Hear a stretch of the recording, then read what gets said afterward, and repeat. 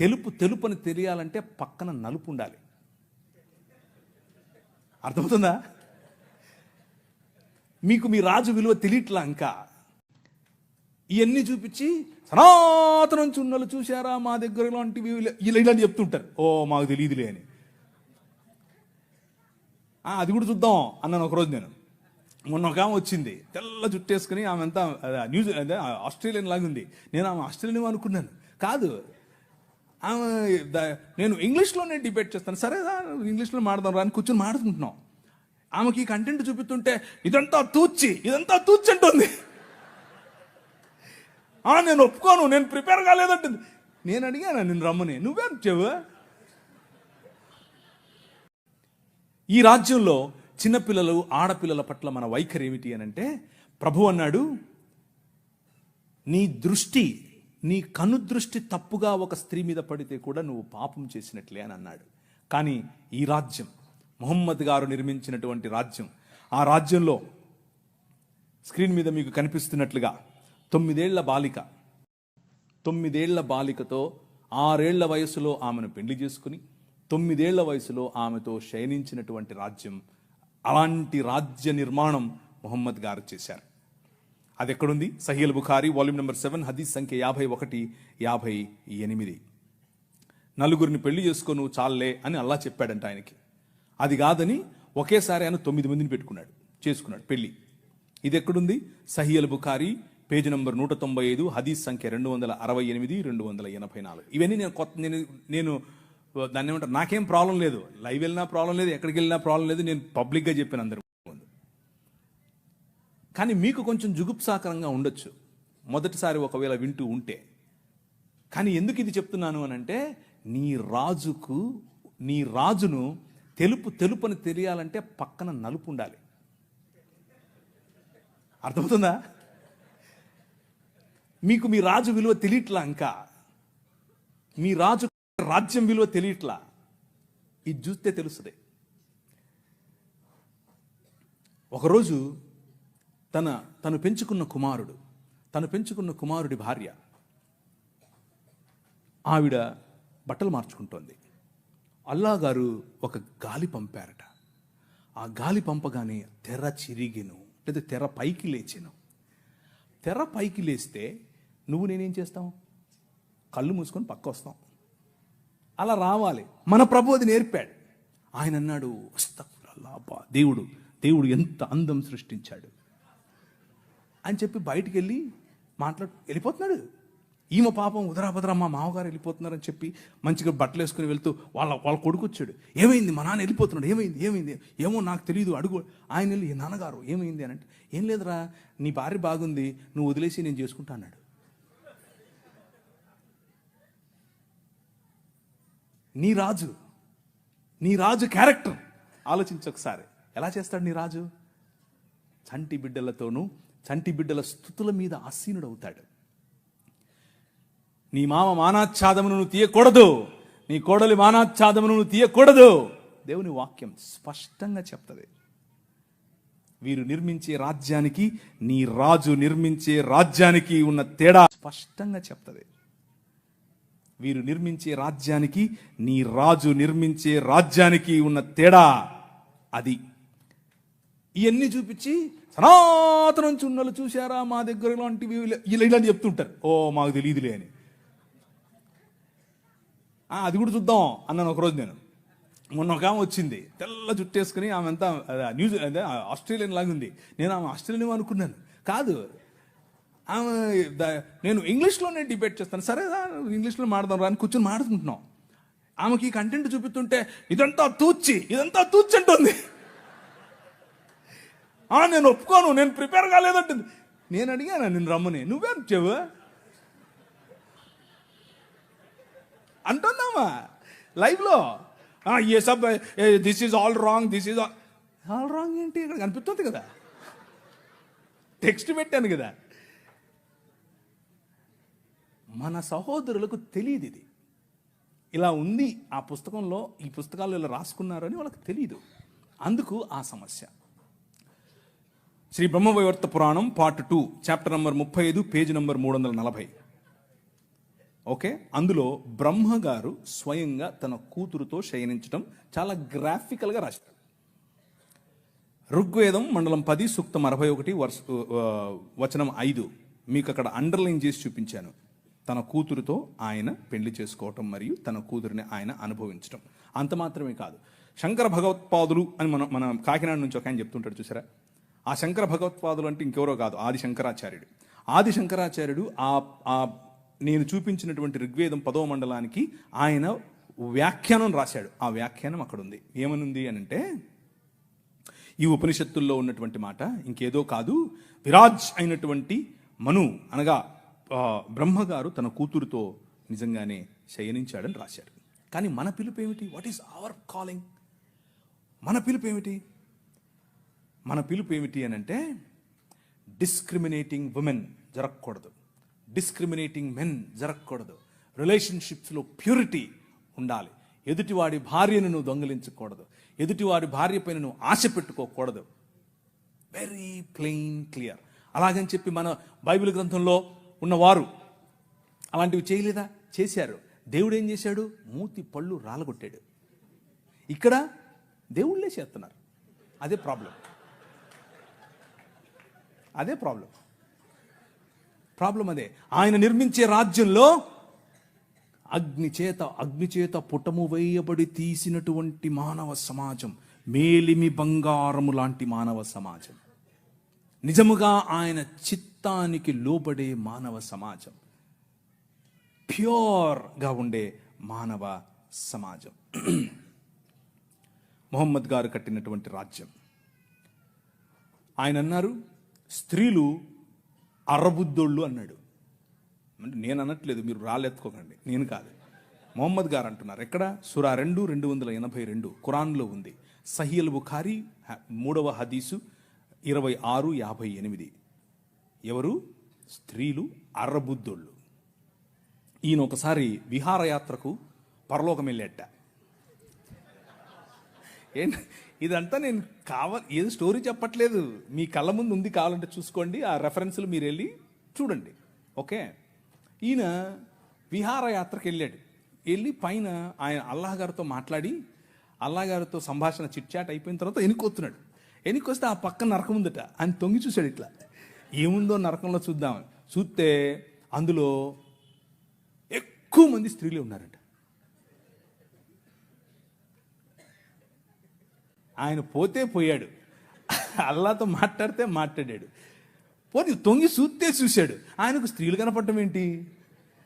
ఆయన ఉద్దేశం ఏంటంటే, స్త్రీలు నరకపాత్రులు. ఎందుకు స్త్రీలు నరకానికి వెళ్తారు అని అంటే, ఆయన దానికి ఒక ఉదాహరణ కూడా చెప్పాడు సహీల్ బుఖారీలో, అలాగే సహీ ముస్లిం. ఏమనంటే, పురుషులను వాళ్ళు పాపంలో పడేలా చేస్తారు కాబట్టి వాళ్ళందరూ నరకానికే పోతారని చెప్పాడు. ఇది వారు నిర్మించే రాజ్యం. మన రాజ్యం, నీ ప్రభు, నీ రాజు, నీ రాజు కట్టే రాజ్యం ఏమిటి? ఆయన దగ్గరికి ఒక ఆమె, పడుపు వృత్తి, ఒళ్ళమ్ముకునే ఆమె వచ్చి జటామాంసి అత్తరుబుడ్డి తీసుకుని వచ్చి పగులుగొట్టి తన కాళ్ళ మీద పోసి తన తల వెంట్రుకలతో తుడుస్తూ ఉంటే అమ్మా అని పిలిచాడు. అర్థమవుతుందా? పాపంలో పట్టబడిన స్త్రీని ఈడ్చుకుని వచ్చి కొట్టండి అంటే, ఒరేయ్ మీలో తప్పు చేయనుడు ఫస్ట్ ఏంటి రా అన్నాడు. ఎక్కడికక్కడ వెళ్ళిపోయారు అందరూ. అమ్మా నేను ఏం చేయను, వెళ్ళిపో అన్నాడు. ఈ రాజు పైకి వెళ్ళి తొంగి చూసేది కాదు, అక్కడి నుంచి వచ్చాడు.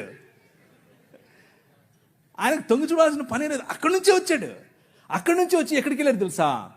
ఒక్క స్త్రీ బావి దగ్గరికి వస్తుంది, నీళ్లు పట్టుకుంటుంది. ఈ రాజు, జగముల నేలే రాజు, తన చేతి పనులుగా ఉన్నటువంటి భూమి ఆకాశములు, ఆకాశము తన సింహాసనం, భూమి తన పాదపీఠం. కానీ ఈ రాజు బిందెలెట్టుకుని నీళ్ళెట్టుకునే దగ్గరికి వెళ్తాడు. అక్కడ కూర్చొని వెయిట్ చేస్తాడు. ఆమె వస్తే, అమ్మా నీళ్ళు ఇస్తావా అంటాడు. Look at the difference between these two kingdoms. ఈ రెండు రాజ్యాలకు ఉన్న తేడా. ఆ వైఖరి స్త్రీల పట్ల, ఈ వైఖరి స్త్రీల పట్ల. నీ రాజు స్త్రీలను గౌరవించే రాజు, నీ రాజు స్త్రీలకు డిగ్నిటీని ఇచ్చే రాజు. అందుకనే ఈ దేశంలో ఏం జరిగిందో తెలుసా? ఈ దేశంలో ఇంకొక 5 నిమిషాల్లో ఎవడో ఒకడు ఆవులించకపోతే చెప్తాం ఈ కథ. ఈ దేశంలో స్త్రీలు జాకెట్లు వేసుకోకూడదు, అది చట్టం. మొన్న రీసెంట్గా సినిమా కూడా వచ్చింది ఒకటి, అదేదో జరగలేదు అనుకుండేరు, అది జరిగింది. అది ఈ దేశంలో ఉన్న చట్టం.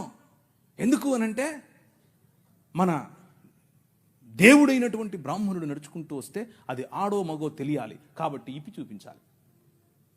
ఏం లాజిక్ ఇది? ఏం లాజిక్? అవును, ఇది ఎవరికి ముఖ్యంగా బడుగు బలహీన వర్గాలకు జాకెట్లు వేసుకునే అధికారం లేదు అన్నారు. ఎందుకు లేదు? వేసుకోకూడదు నువ్వు అన్నారు. వేసుకుంటే స్తనాలు కోశారు. మీ స్తనాల బరువు చూసి దానికి పన్ను విధించారు. బాగా బలిశావులే కట్టు అన్నారు. కానీ ఒక పేరు చెప్తాను, విన్నోళ్ళు చేయొద్దండి. Charles Mead. నేను వెళ్ళిపోతున్నా.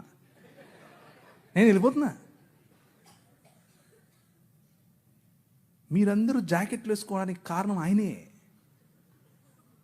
నేను అబద్ధం చెప్పట్లేదు, నిజం చెప్తున్నాను. చట్టం చేశాడు.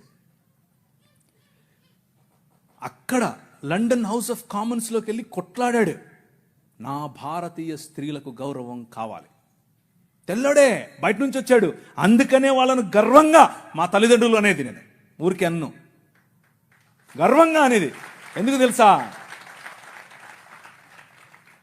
మీరు బట్టలు వేసుకోకుండా మమ్మల్ని అనగదొరికితే వాళ్ళు మాకు జాకెట్లు పంచారు.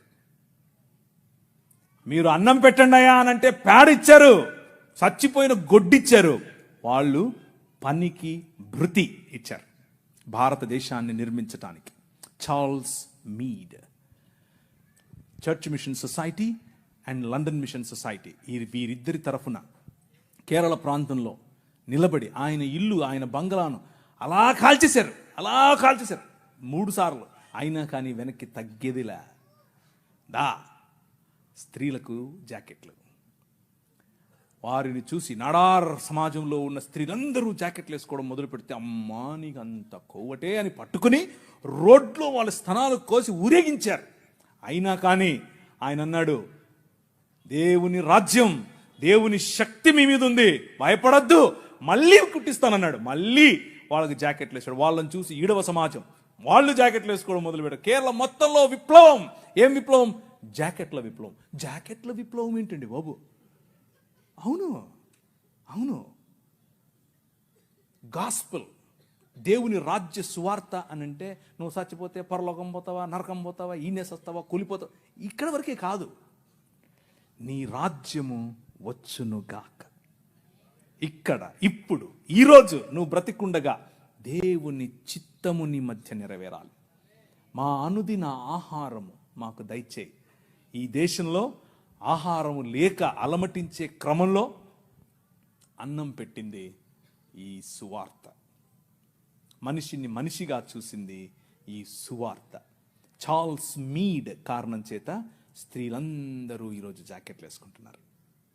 అంత మాత్రమే కాదు, జాకెట్లు వేసుకుంటూ ఉంటే ఇప్పుడు వచ్చి మనకు శుద్ధ నీతులు చెప్తున్నారు. మీరు పాశ్చాత్య డ్రెస్సులు వేసుకోవాకండి. ఏంది? అసలు డ్రెస్సులే వేసుకోవద్దన్నారు మొన్నటిదాకా, ఇప్పుడేమో పాశ్చాత్య డ్రెస్సులు అంటున్నారు. చూసావా? మన రాజ్యం, దేవుడు నిర్మించే రాజ్యం, అది ప్రభావవంతమైన రాజ్యం. శత్రువును కూడా తన భావజాలంలోనికి మర్చుకోగల రాజ్యం. ఒక ఆయన టీవీలో మాడుతూ ఉంటే ఒక ఆయన అన్నాడు, ప్రవీణ్ గారు మీరు మత మార్పిడి చేస్తారు. మేము ఎక్కడ మత మార్పిడి చేసామండి బాబు? ఏంటి ఏం లేదండి మీరు అవునా, నీకు ఇట్లా కాదులే, ఇంకొక రకంగా చెప్తా అని చెప్పి, సరే మీ పేరేంటి అంటే చెప్పాడు. ఆయన ఆబ్వియస్గా బ్రాహ్మణుడు, క్షత్రియుడు, వైశ్యుడు కాదు. అంటే ఎవరు? మీరు అర్థం చేసుకోండి, శూద్రుడో ఇంకెవరో ఉంటాడు. మీరు స్కూల్కి వెళ్ళారా అని అడిగాను. మీ అమ్మగారు ఏం చేస్తారు అని అడిగాను.